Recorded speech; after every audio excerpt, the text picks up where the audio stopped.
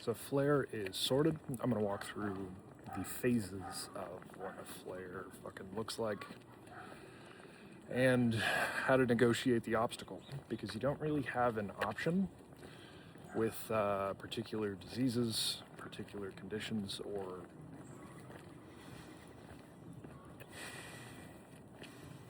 just what the gods have thrown in your way to develop your character. At least that's how I see it. That's the most meaningful way to make sense of the suffering. So, step number one is what to expect. Onset is going to take 24 to 48 hours, where you're gradually going to start noticing that your cognitive function is declining, you're making more mistakes, you're forgetting why you're walking into rooms, things like that, right?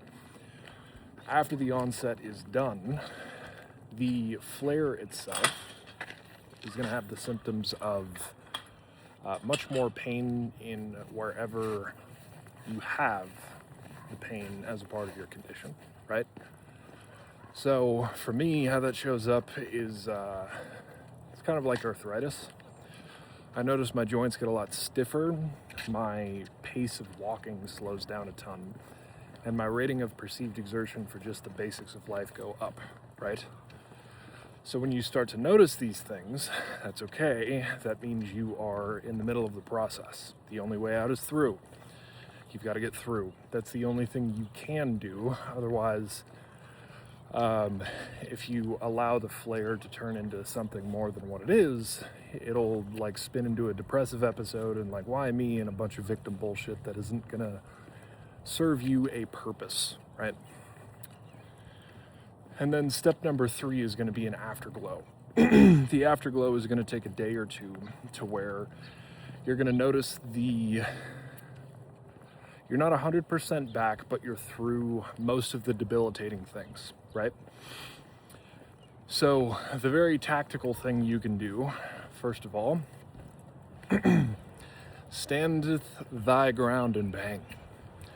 Like, just don't give up, have a little bit more fight when it comes to the process of it. And the easiest way to maintain that thought process is to start reframing the questions as for like how. Don't ask why, don't ask what's going on. Ask yourself, how can you negotiate this obstacle? And how I went through negotiating the obstacle is just a lot of physical activity, right?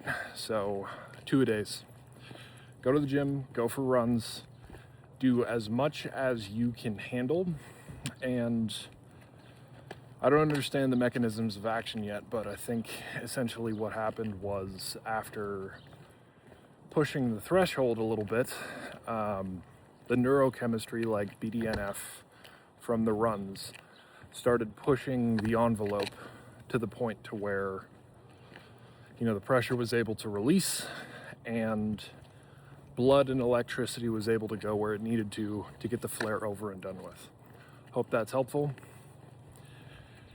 Whatever you do, just keep moving forward.